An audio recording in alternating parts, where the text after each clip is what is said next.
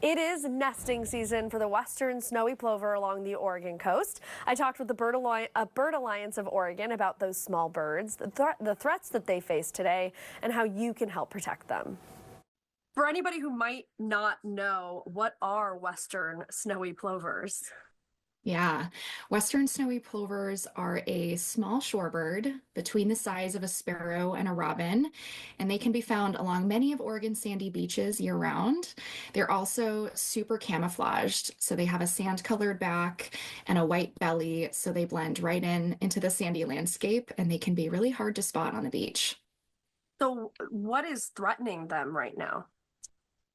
So the Pacific Coast population that ranges from Washington down to California significantly declined throughout the 20th century due to three leading threats: habitat loss, strong predation pressures, and human disturbance. So snowy plovers are quite sensitive to disturbance, and their nesting habitat has really drastically changed in the last 100 years, mainly through the introduction of non-native plant species like European beachgrass, and coastal development. And why is it so important, and maybe to you specifically, personally, to try to save the snowy plovers? Snowy plovers are incredible birds. They amaze me every day that I'm out on the beach and I get to watch them. They're also quite unique in the Pacific Northwest. They're the only bird in the Pacific Northwest that exclusively nests in the sand dunes. And they're also considered an indicator species of the coastal dune ecosystem. So they're awesome. I certainly don't want to live in a world without snowy plovers. So, plover nesting season just started. Where and what kinds of nests do they make? I know you said they're pretty camouflaged, so it's hard sometimes to see where they are.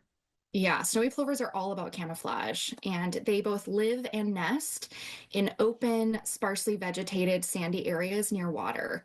So in Oregon, that includes sandy beaches and spits. And they nest in a really simple depression in the sand called a scrape. The male builds this by just laying on his chest and kicking back sand with his feet. And the female will lay typically 3 eggs in that scrape.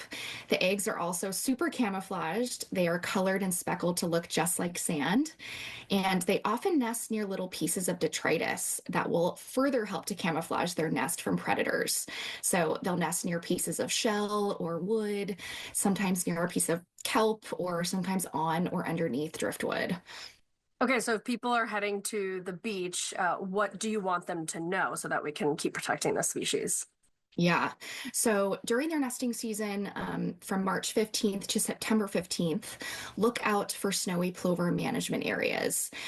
These areas are set aside just for snowy plovers so they can have a safe space to nest, and successfully lay their eggs and raise their chicks.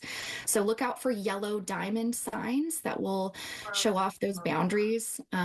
So during this time frame, beachgoers, and equestrians need to stay to the wet sand.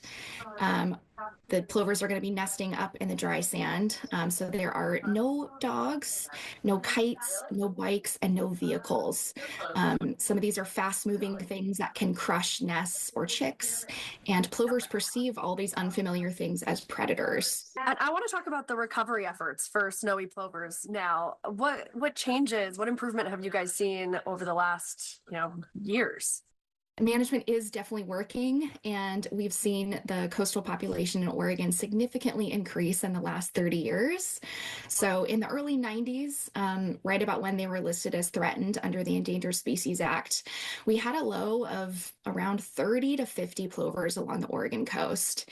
And today we have around 450 to 500.